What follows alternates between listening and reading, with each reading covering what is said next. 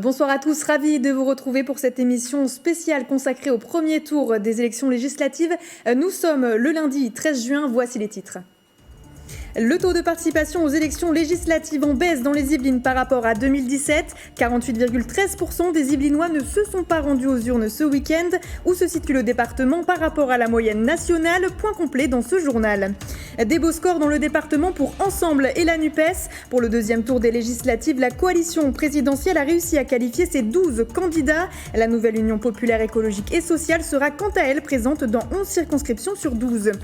Et puis, nouveau coup dur pour la droite yvelinoise. Aucun candidat de la formation politique ne sera au second tour. Les deux députés sortants arrivent en 3e position. Ils ne brigueront pas un autre mandat. Une surprise pour ce département ancré traditionnellement à droite. Et nous parlerons également des duels serrés à suivre au second tour. Et puis, on parlera également du Rassemblement national qui s'est qualifié dans la 9e circonscription.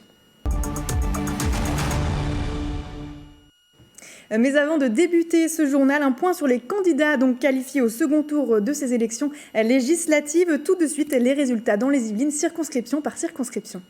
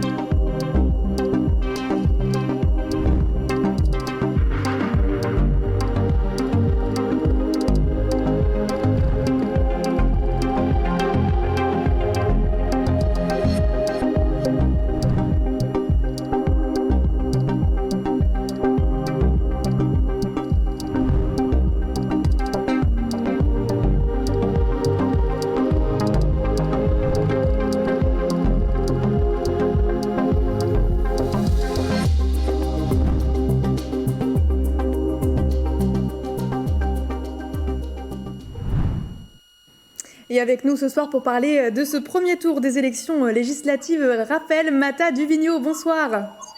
Bonsoir Justine, bonsoir à tous. Vous êtes maître de conférence en droit public à l'UVSQ. Vous serez avec nous pendant toute la durée de l'émission ce soir. On reviendra sur ce scrutin plus précisément par thématique tout à l'heure. Mais je vais déjà vous demander votre sentiment global sur ce premier tour. Le sentiment global, c'est un échec. Un échec de la démocratie dans la mesure où, on l'a bien constaté, l'abstention est abstention record à 52%, c'est un véritable échec. Et quel que soit le vainqueur de la semaine prochaine, que ce soit NUPES ou Ensemble, aucun des deux partis, aucune des deux coalitions ne pourra se revendiquer d'un véritable mandat populaire. Et donc, c'est un véritable coup, pas un coup d'arrêt, mais véritablement quelque chose à réfléchir pour notre futur démocratique. Vous en avez déjà un peu parlé de l'abstention. Je vous propose justement de faire le point sur ce taux d'abstention de ce scrutin, donc de dimanche. Quelle a été la participation des Yvelinois? Vous en avez déjà un peu parlé. Célia Gatsongo, journaliste pour Télé78, vous êtes là avec nous pour faire le point. Bonsoir. Bonsoir. Donc, est-ce que déjà vous pouvez nous éclairer? Est-ce qu'ils se sont mobilisés, les Yvelinois, pour ce premier tour? Eh bien, on va commencer par un chiffre significatif.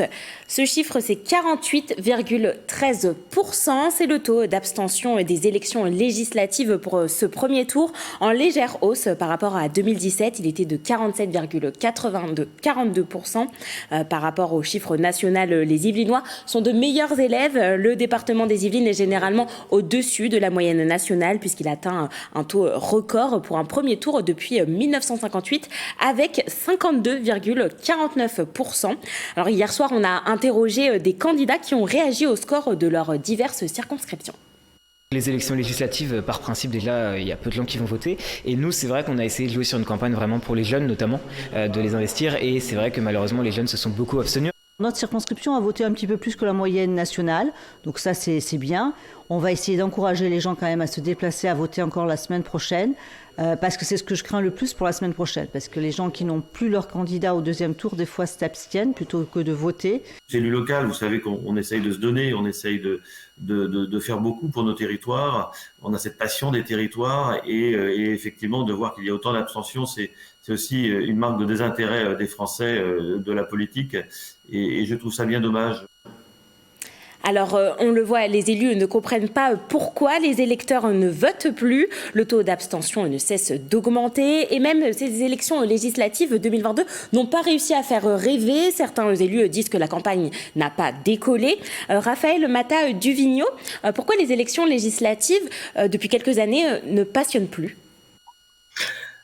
Alors, ce ne sont pas simplement les élections législatives, c'est de manière générale, les élections ne passionnent plus pour plusieurs raisons. La première raison, c'est que l'offre politique ne correspond pas ou ne correspond plus aux aspirations des citoyens. Ça, c'est un premier élément. Un deuxième élément, c'est qu'il y a ce ressenti réel ou imaginé ou fantasmé du fait que le personnel politique est plus ou moins corrompu, cet élitisme. Bref, il y a une défiance envers le personnel politique et il y a une crise du lien civique entre la population, les citoyens d'un côté, et le personnel politique de l'autre. Et donc, finalement, les citoyens ne se retrouvent plus, alors que c'est essentiel, ne se retrouvent plus dans le personnel politique. Ensuite, il y a une sorte de... les gens sont désabusés, finalement. Ils considèrent que le personnel politique, quel qu'il soit, ne répondra pas à leurs aspirations, ne répondra pas à leurs attentes. Effectivement. Il y a aussi le fait, depuis le quinquennat, que les élections législatives viennent juste après les présidentielles et que tout s'est joué lors de l'élection présidentielle, l'élection majeure en France, et qu'au final, ça ne sert à rien. Là, je le dis très simplement, ça ne sert à rien d'aller voter aux législatives puisque un président élu et il aura mécaniquement une majorité. Donc, ça peut expliquer aussi ce désintérêt. Alors l'abstention touche aussi davantage les jeunes et les catégories populaires. Si l'on prend par circonscription dans la 8e, l'abstention atteint 58,75%.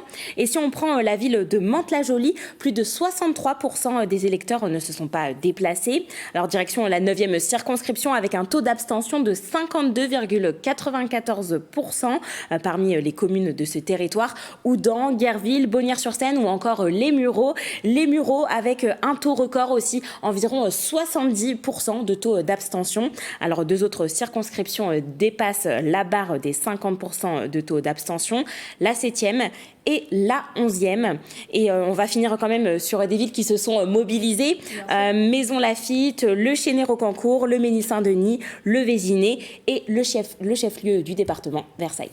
Merci beaucoup, Célia Gatsongo, pour ces informations, journaliste pour TV78. Alors, vous l'avez dit, hein, Raphaël Matta-Duvigneau, le taux d'abstention, c'est un peu le point noir pour toutes les élections.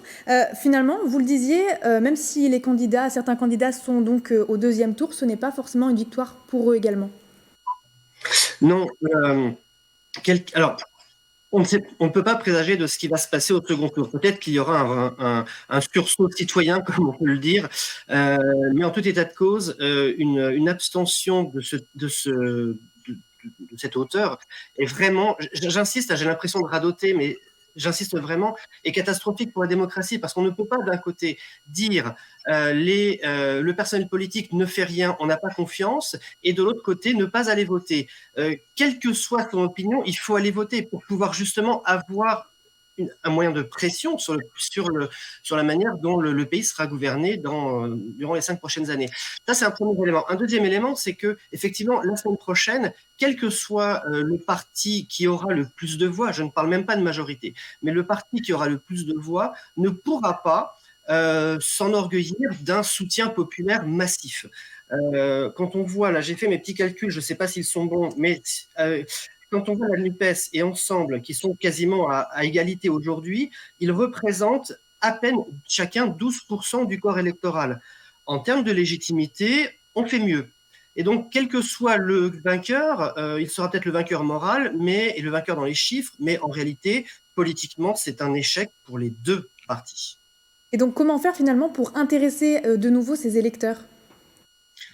Pour intéresser ces électeurs, il faudrait, et c'est ce que j'avais dit lors des débats sur les élections présidentielles, il faudrait, à mon avis, rénover le système institutionnel et probablement insuffler une dose de proportionnelle pour l'élection législative. Alors pour cette année, c'est raté, hein, c'est clair.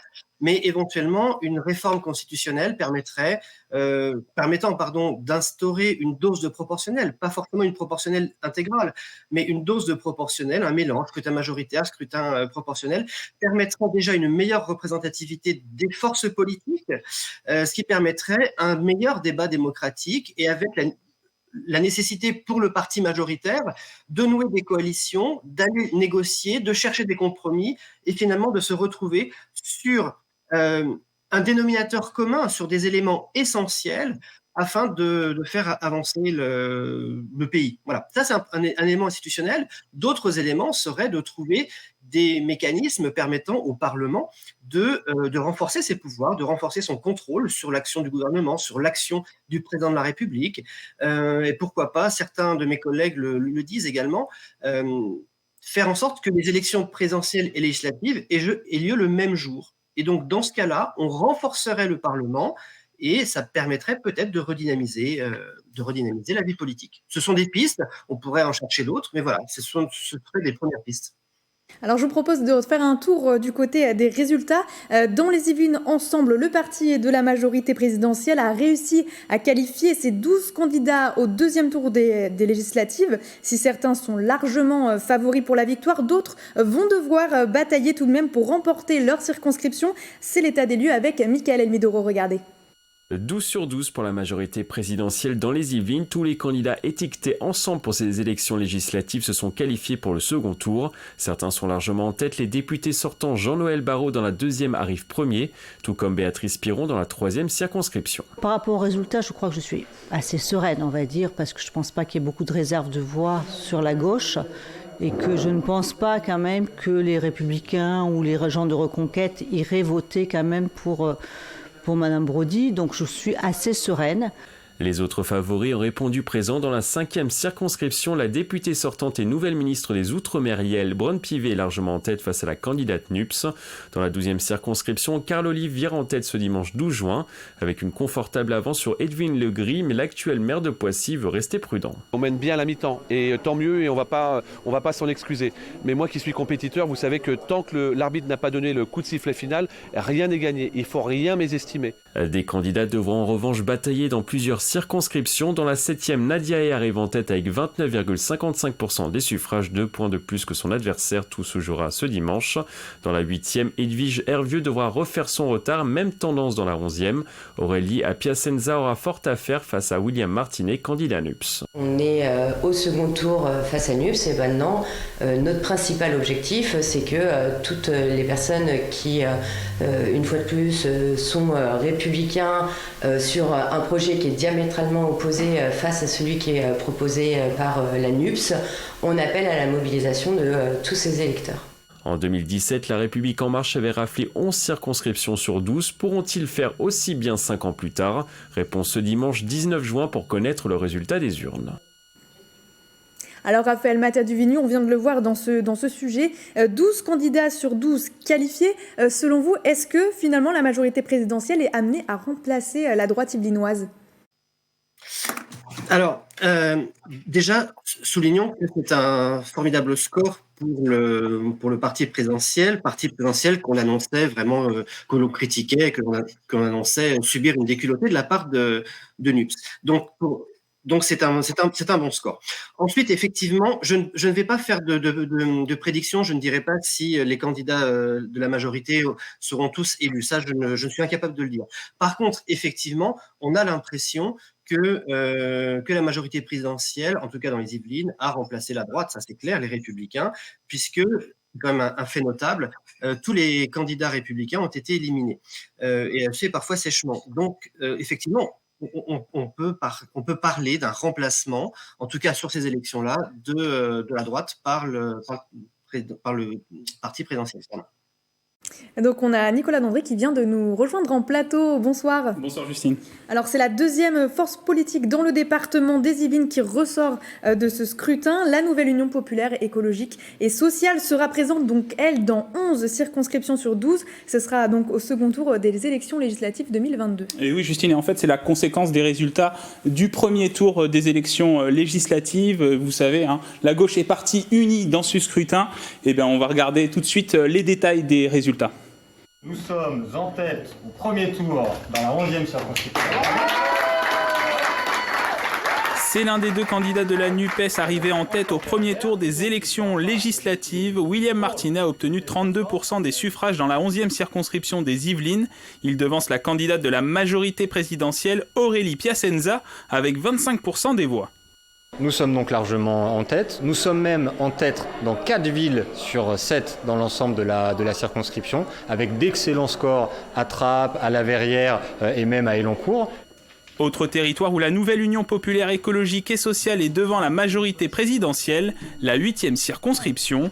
Benjamin Lucas a récolté 33% des exprimés contre 24% des suffrages pour Edwige Hervieux, candidate du mouvement Ensemble. Il y a aujourd'hui une volonté de faire barrage à Emmanuel Macron, de ne pas subir une politique injuste et brutale, la retraite à 65 ans, la baisse continue du pouvoir d'achat, les prix qui augmentent et les salaires qui stagnent. Et puis de l'espoir parce que nous portons un projet de justice sociale, un projet pour le pouvoir d'achat, pour la dignité, pour le respect des citoyennes et des citoyens.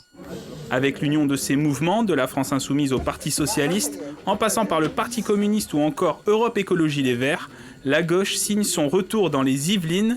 Sur les 12 circonscriptions, 11 candidats de la NUPES sont au second tour.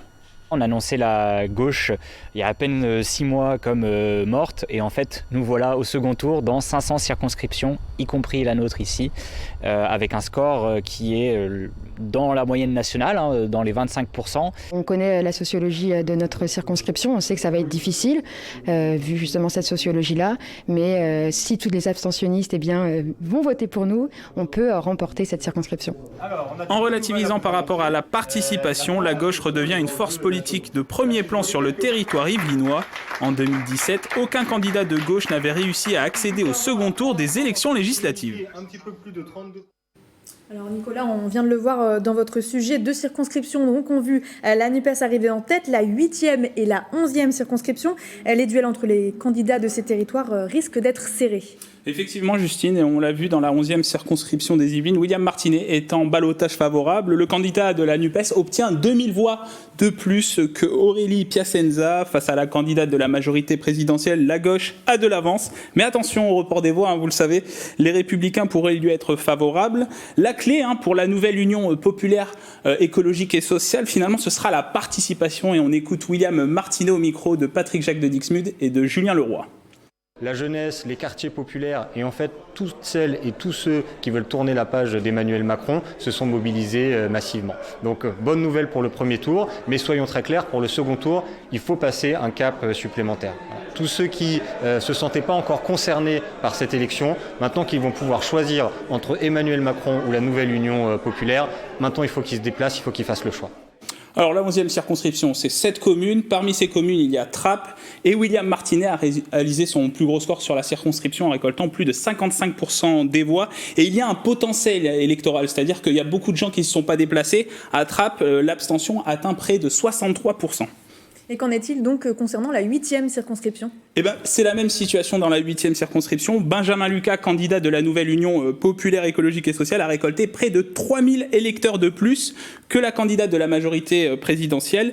Comme dans la 11e circonscription, tout dépendra du report des voix, notamment des électeurs du Rassemblement national arrivés en 3e position et des Républicains arrivés en 4e position. Et le candidat de la NUPES compte bien aussi aller les convaincre, ces électeurs de la droite. On écoute Benjamin Lucas. C'est évidemment les abstentionnistes, mais je le dis aussi à celles et ceux qui ont fait d'autres choix. Moi, je ferai en sorte de travailler avec tout le monde, y compris avec celles et ceux qui ne sont pas d'accord avec moi. La question, c'est est-ce qu'on a besoin d'un député aux ordres de Macron ou est-ce qu'on a besoin d'un député libre et qui défend ce territoire et cette circonscription et ce que veulent ses habitants pour le pouvoir d'achat et les services publics. C'est ça le sujet. Et la question, c'est aussi un référendum sur la retraite à 65 ans. Donc, on aura des surprises. Moi, je vous le dis. Je pense qu'il y a des électrices et des électeurs que vous classez à droite, mais qui refusent la politique d'Emmanuel Macron. Et pour conclure, Nicolas, une autre circonscription risque, elle, d'être serrée également.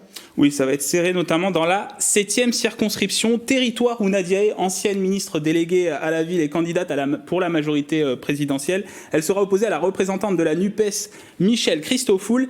Et il faut savoir qu'ici, là, c'était très serré au premier tour. Il y avait 1000 voix d'écart entre les deux candidates, mais c'est Nadia Hay qui était en tête. Alors, pour conclure, finalement, par rapport à ces duels, on l'a vu, on a l'impression que ce sera la participation qui sera décisive. Et alors, du coup, Raphaël Matta-Duvigneau, est-ce que vous pensez que ces candidats, justement, de la NUPES peuvent passer au second tour, notamment s'ils arrivent à mobiliser les abstentionnistes de leur territoire ? Oui, alors effectivement, vous avez parfaitement raison. La clé du scrutin, en tout cas pour les circonscriptions dont on a parlé, seront à la fois la participation et donc le taux d'abstention, et donc la capacité de NUPES ou NUPES à mobiliser les abstentionnistes. Ça, c'est un élément important. Et j'ai envie de dire, je ne suis pas sûr parce qu'ils n'ont pas réussi à mobiliser au premier tour. Pour quelles raisons ils arriveraient à mobiliser au second tour?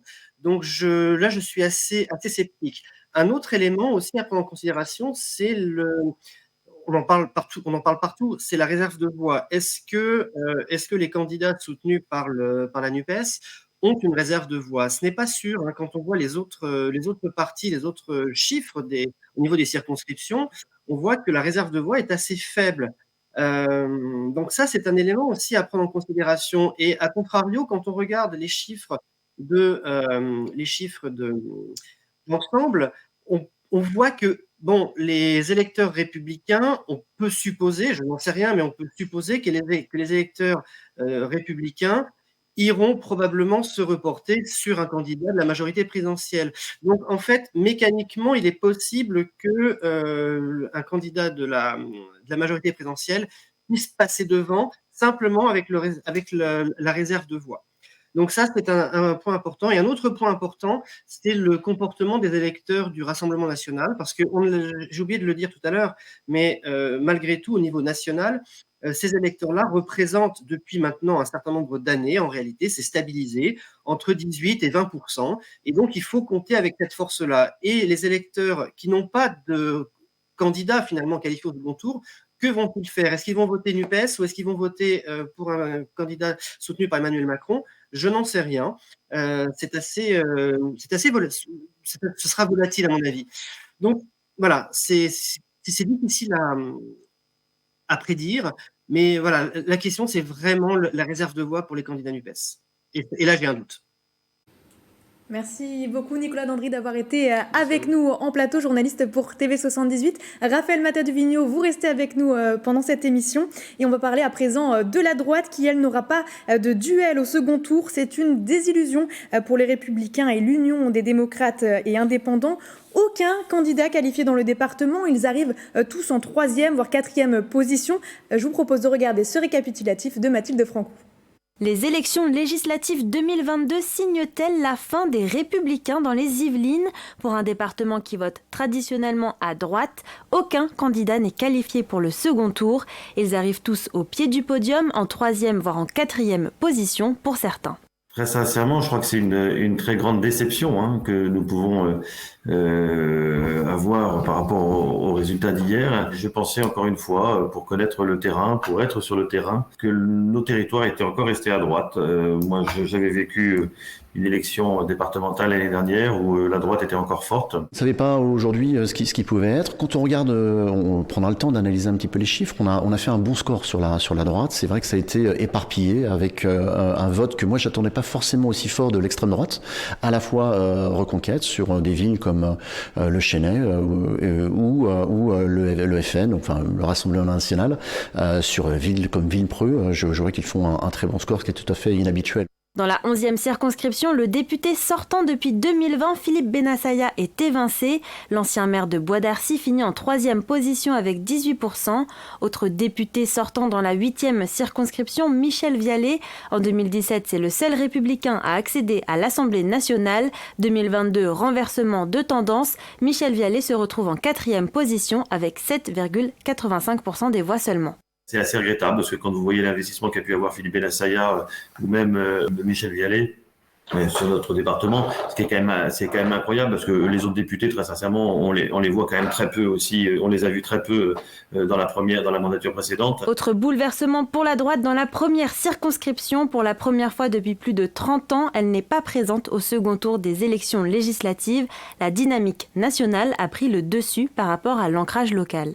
Deuxième à Conflans derrière l'Union de la gauche et troisième au niveau de la circonscription. Je ne serai pas au second tour des élections législatives. Les vagues nationales étaient trop fortes et ont pris le pas sur le local. Je tiens à remercier les électeurs qui ont voté pour moi. Après la défaite de la droite au présidentiel avec un score de Valérie Pécresse à 4,78%, la désillusion se poursuit aux législatives où elle recueille 13,17% des voix. Alors Raphaël Mathias-Duvignon, on vient de le voir dans ce reportage, on l'a vu dans les résultats nationaux et c'est encore plus parlant donc dans les Yvelines, le département traditionnellement quand même ancré à droite. Le Parti républicain n'a plus le vent en poupe. Pourquoi ce déclin en si peu de temps finalement ? Alors, plusieurs explications sont possibles. La première, c'est qu'effectivement, comme ça a été dit dans le reportage, le résultat suit quasiment logiquement et mécaniquement le résultat des présidentielles. J'ai envie de dresser un parallèle entre les Républicains et le Parti socialiste. La disparition progressive, inéluctable du PS a commencé en fait lors de la précédente législature, et je pense que les Républicains suivent aujourd'hui ce même mouvement du fait de de l'absorption par Emmanuel Macron et son parti des principales idées finalement, des principales problématiques tenues par la droite sociale, la droite gaulliste, on va dire, qui est plutôt compatible avec le centre, historique finalement. Et de l'autre côté, on a le Rassemblement national et Éric Zemmour aussi, qui essaye de phagocyter un certain nombre de questions, les questions identitaires, de sécurité, d'immigration, etc. Et donc finalement, la droite aujourd'hui souffre d'un manque ça a été dit dernièrement, un manque d'incarnation. Et donc la droite aujourd'hui n'a plus de véritable, enfin en tout cas les Républicains n'ont plus de gouvernail, il n'y a plus de boussole, il n'y a pas de véritable projet de société, il n'y a pas de véritable incarnation. Et donc, au final, malgré l'action des acteurs locaux qui sont reconnus, et on le voit notamment avec les résultats qui restent positifs au niveau des municipales et des régionales, mais de manière générale, le Parti des Républicains n'incarne plus l'espoir. Alors, je ne dis pas que NUPES et Emmanuel Macron incarnent l'espoir, mais en tout cas, ce Parti des Républicains aujourd'hui souffre d'un logiciel qui n'est plus à jour, tout simplement. Et je pense que c'est une raison pour laquelle les Républicains aujourd'hui sont en voie, non pas de disparition, c'est un grand mot, mais en tout cas s'essoufflent très très fortement. Et le fait qu'ils soient expulsés, si vous voulez, du second tour dans les Yvelines est vraiment caractéristique de ce phénomène.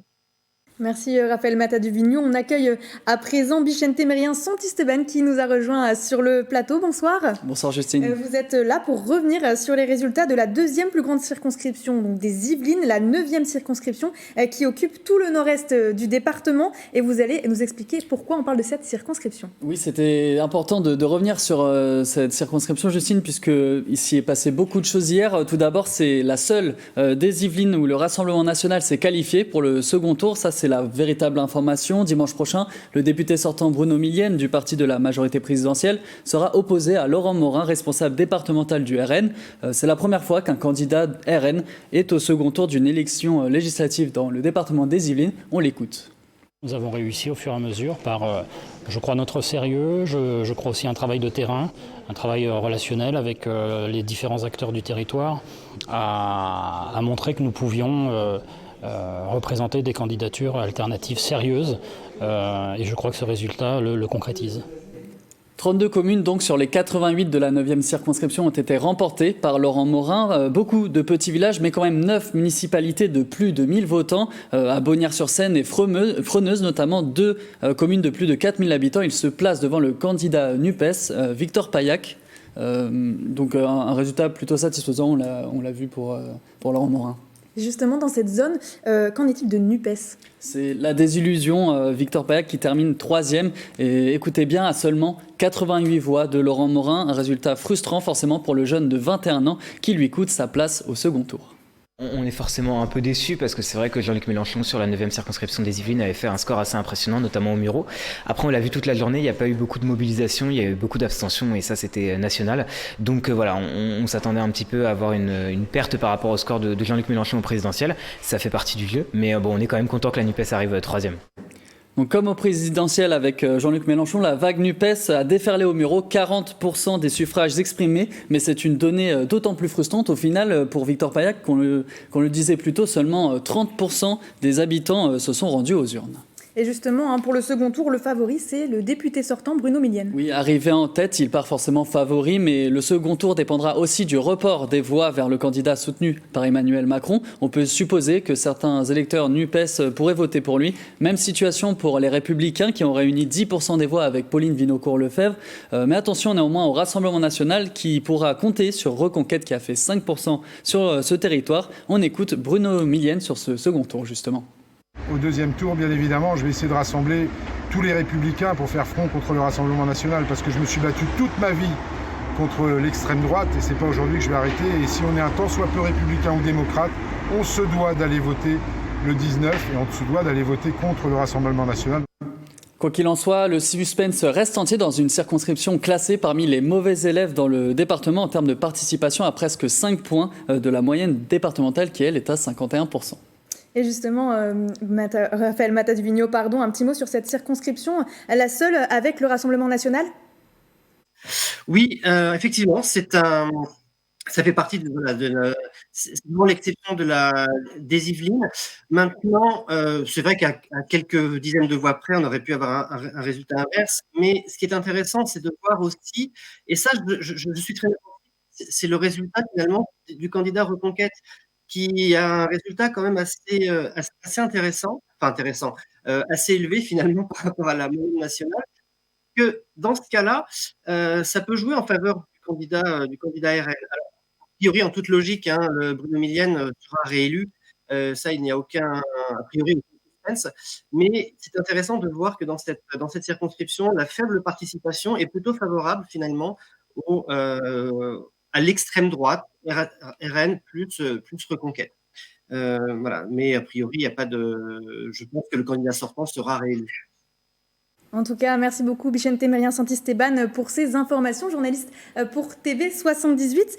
On touche à la fin de ce journal. Peut-être, Raphaël Mattas-Vigneault, un mot sur ce qu'on peut attendre du second tour de ces élections législatives. Alors, on peut attendre plusieurs choses. Si on peut espérer un sursaut démocratique dans le sens où la participation serait peut-être un petit peu plus élevée, ça c'est un premier élément. Il faut l'espérer quel que soit son bord politique. Deuxièmement, qu'on va attendre véritablement, c'est le fait de savoir. Alors, toutes les prédictions disent que ensemble vainqueur, ça, je n'en sais rien, mais ce qu'il faut attendre, c'est savoir si le parti vainqueur aura une majorité absolue, c'est-à-dire 289 minimum députés pour avoir les coups des franges pour mener la politique pour laquelle il a été élu, ça c'est un élément important, ou alors n'aura qu'une majorité relative. Et dans ce cas-là, le parti qui aura gagné les élections devra, c'est ce que je disais tout à l'heure, composer avec les autres forces politiques pour essayer de trouver des majorités de circonstances, des majorités conjoncturelles, ponctuelles pour tel ou tel programme politique ou tel projet. Et puis un troisième élément qui est très important aussi, c'est le comportement des autres partis, les Républicains, le Rassemblement national, mais aussi, j'ai envie de dire, du Parti socialiste, du Parti communiste, des écologistes, parce que, rappelons-le, la NUPES n'est pas un parti, c'est une coalition, et à l'Assemblée nationale, sauf changement drastique, mais à l'Assemblée nationale, chacun aura son groupe politique. Et donc, il faudra voir quantitativement la force de chaque groupe politique pour pouvoir éventuellement peser sur l'ensemble du débat. On pourrait très bien imaginer, ça je fais de la politique fiction, mais on pourrait très bien imaginer par exemple le Parti socialiste avec un certain nombre de députés, plus de 15, former son groupe politique et peut-être, en cas de défaite de Jean-Luc Mélenchon, se désolidariser de la NUPES et vivre sa vie de groupe politique indépendant. Et donc ça peut être aussi intéressant à voir. Mais évidemment, on verra ça dimanche prochain. Justement, on le rappelle, date du second tour ce dimanche 19 juin. Merci beaucoup Raphaël Matta du Vigneault d'avoir été avec nous pendant toute cette émission. Je le rappelle, vous êtes maître de conférence en droit public à l'UVSQ. Merci beaucoup d'avoir été avec nous. Avant de fermer ce journal, un point à nouveau sur le résultat des élections législatives, puisque c'est la fin de cette émission spéciale. En tout cas, merci à tous de nous avoir suivis. Et puis, on vous laisse justement sur ces résultats dans les Yvelines, circonscription par circonscription. Très bonne soirée à tous et à très vite sur TV78.